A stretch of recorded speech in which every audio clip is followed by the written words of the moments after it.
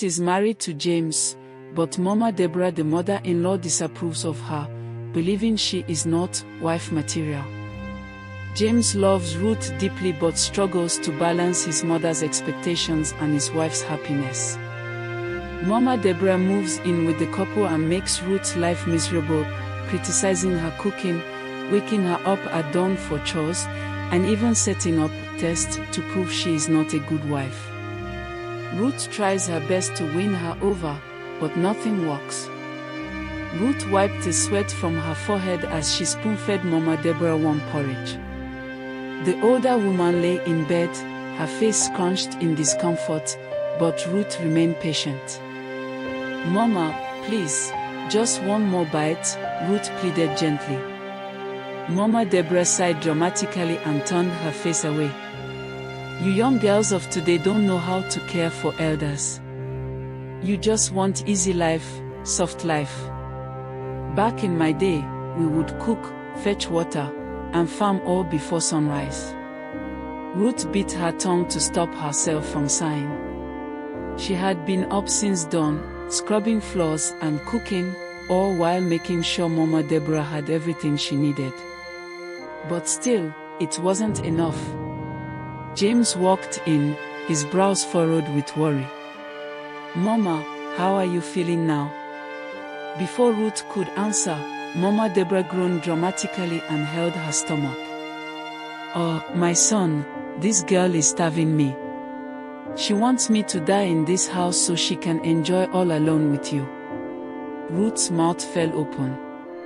"Mama, but True." Mama Deborah cut her off with a raised hand.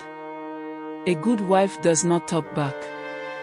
James looked between his mother and his wife, confused. "Ruth has been taking care of you, Mama. Why are you saying this?" Mama Deborah turned her head slowly toward Ruth, her eyes sharp. "Because, my son, a woman can pretend. She can cook, she can smile, she can even bathe you when you are sick. But deep inside, she might be wishing you dead." A chill ran down Ruth's spine. James sighed heavily. "Mama, that's not fair. Ruth is trying her best." Mama Deborah sniffed. "Let me be the judge of that." Then, her lips curled into a wicked smile. "Tomorrow morning, I will give her a small test." Ruth's heart pounded. A test? What else could she possibly prove? She glanced at James, hoping he would say something, but he only rubbed his temple in frustration. Mama Deborah, however, looked pleased. She had already planned something to make Ruth fail. And this time, it wouldn't just be about cooking or cleaning, it would be a test that could ruin Ruth's reputation forever. The next morning, before the sun had fully risen, Mama Deborah sat on the front porch, watching as Ruth swept the compound. She had been waiting for this moment, a sly smile curling on her lips. "Ruth," she called out suddenly. Ruth paused, gripping the broom tightly. "Yes, Mama." Mama Deborah leaned forward, her eyes gleaming. "Today, I have a special task for you. Since you claim to be a good wife, I want you to go to the market and buy a live chicken for tonight's dinner." Ruth nodded. "Of course, Mama." Mama Deborah raised a finger. "But not just any chicken. You must buy it from my friend, Mama Kulu. She sells the strongest and fastest chickens." Ruth furrowed her brows, sensing something was off, but she smiled politely. "No problem, Mama." As Ruth left for the market, Mama Deborah chuckled to herself. What Ruth didn't know was that Mama Kulu's chickens were almost impossible to catch. And the old woman had been instructed not to help. By the time Ruth arrived at the market, sweat dripped down her back. She approached Mama Kulu's stall and greeted her with respect. "Good morning, Mama Kulu. Mama Deborah sent me to buy a chicken for dinner." Mama Kulu smirked knowingly. Oh, so you are the one. Alright then, catch whichever chicken you want. Ruth's eyes widened. Catch. Before she could react, Mama Kulu opened the wooden cage, and the chickens scattered in different directions, clucking loudly. Market women laughed as Ruth ran after them, her wrapper nearly coming undone as she tried to grab the slippery birds. Ruth lunged for a chicken. It would dart away at the last second, kicking dust into her face. The crowd jeered and clapped, enjoying the spectacle. Finally, exhausted and covered in dirt, Ruth managed to grab a stubborn black chicken by its legs. She held it tightly, panting, as the market women cheered. Mama Kulu cackled. You are stronger than you look. Take the chicken and go. Ruth paid and walked back home, her arms sore but her heart relieved. When she stepped into the compound, Mama Deborah was waiting with folded arms. You took too long, she said sharply. Is this how you will feed my son? What kind of wife runs around the market like a madwoman? Ruth bit her lip to hold back tears. She had done exactly what Mama Deborah asked, yet it was still wrong.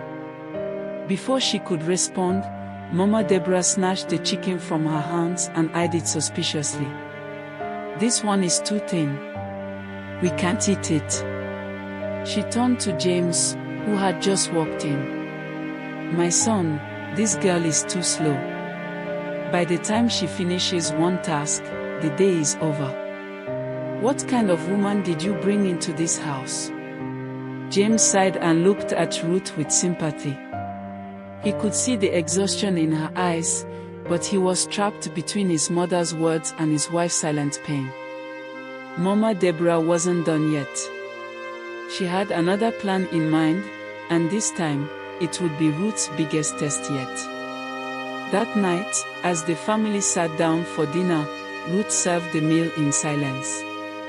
The rich aroma of the chicken stew filled the air, but Mama Deborah barely looked at it. Instead, she poked at her food with her spoon, her lips twisted in disapproval. You see, James, she said, shaking her head, a real wife would have made this stew taste like my own. But this. She clicked her tongue. Tasteless. Ruth's fingers tightened around the edge of her wrapper, but she said nothing. She had seasoned the stew carefully, using the same ingredients Mama Deborah had instructed. Yet, as always, it wasn't good enough. James sighed. Mama, the food is fine. You always find a problem with everything Ruth does. Oh. So now you are speaking against your own mother because of this girl. She sniffed loudly. I carried you for 9 months, James. 9 months. And now, I am just an old woman in the way. Ruth lowered her eyes, knowing where this was going. James would never want to disrespect his mother. He rubbed his forehead and muttered, Mama, eat your food, please. But Mama Deborah wasn't done. She pushed her plate aside. I have made my decision. Ruth and James looked at her. This girl, she pointed a bony finger at Ruth, will prove that she can truly be a wife. Tomorrow morning, she will wake up before the first call to prayer, go to the farm, and bring back enough firewood to last the whole month. Ruth's heart sank. The farm was deep in the forest, far beyond the village, and the journey was not easy. Carrying enough firewood for a whole month would be back-breaking work. James frowned. Mama, that's too much. We can buy firewood from the market. Mama Deborah scoffed. Buy firewood? And waste money? In my days, a good wife worked hard. If Ruth cannot do this, then she is not fit to be your wife. Silence filled the room. Ruth knew she had no choice. If she refused, Mama Deborah would use it as proof that she was lazy. She nodded slowly. I'll go. Mama Deborah smirked in satisfaction, then picked up her plate and started eating. As Ruth lay in bed that night, staring at the ceiling, she wondered how much more she could take. But she had no idea that the trip to the forest would be far worse than anything she had imagined. Before dawn, Ruth wrapped a thick scarf around her head, tied her wrapper tightly, and stepped out into the cold morning air. The village was still asleep, but she had no time to waste. The sooner she reached the forest, the sooner she could return. As she walked past the last cluster of huts, a voice called out, "Ruth, where are you going this early?" She turned to see Fatima, her closest friend, balancing a clay water pot on her hip. The forest. Fatima's eyes widened. Alone? Ruth nodded. Fatima looked around, then lowered her voice. "Be careful, Ruth. Strange things have been happening in that forest. Hunters have spoken of footprints that disappear, of whispers in the wind." Ruth forced a smile. "It's just firewood, Fatima. I'll be back soon." She quickened her steps before her friend could say more. The journey to the forest was long, and by the time Ruth arrived, the sky had turned pale blue. Birds chirped in the trees, and the ground was covered in dry leaves. She picked up a strong stick and began gathering wood, stacking it into a bundle as large as she could carry. Everything was going smoothly, until she heard it. A rustling sound. She didn't wait to figure out what had happened. She rushed back home, her legs trembling beneath her.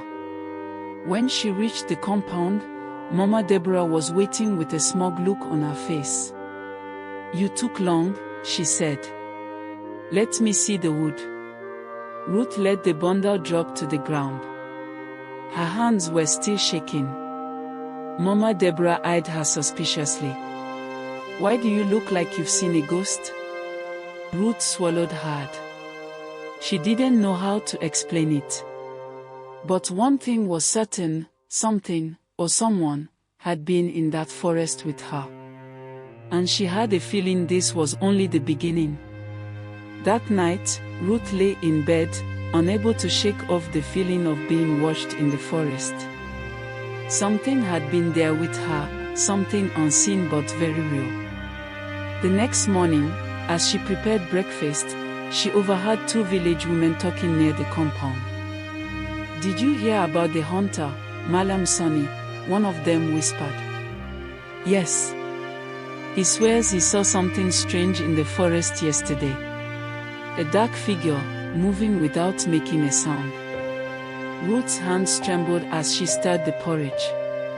Was that what had followed her? Before she could think more about it, Mama Deborah stormed into the kitchen. "Lazy girl. You think you can sleep all day? My son deserves a hard-working wife." Ruth bit her tongue and continued cooking. No matter what she did, it was never enough. But fate had its own way of teaching lessons. That afternoon, as Mama Deborah walked to the market, the sky darkened suddenly. A strange, strong wind blew through the village, carrying whispers only she could hear. Then, out of nowhere, she tripped over an unseen stone and fell hard to the ground. Her basket flew from her hands, scattering vegetables everywhere. She tried to stand, but a sharp pain shot through her leg. Unable to move. "My leg. I can't walk." A crowd gathered as James came running. "Mama." He knelt beside her. The village healer was called, and after examining her, he shook his head. "This is no ordinary fall. Something greater is at work." Mama Deborah's face paled. "What do you mean?" The healer sighed. "You have mistreated someone who has done you no harm. The spirits have seen it, and now they have humbled you." Mama Deborah's heart pounded. had the spirits from the forest followed Ruth. For days, she was bedridden. Ruth was the one who nursed her, feeding her, washing her, and tending to her every need, just as she had always done. But this time, Mama Deborah truly saw it.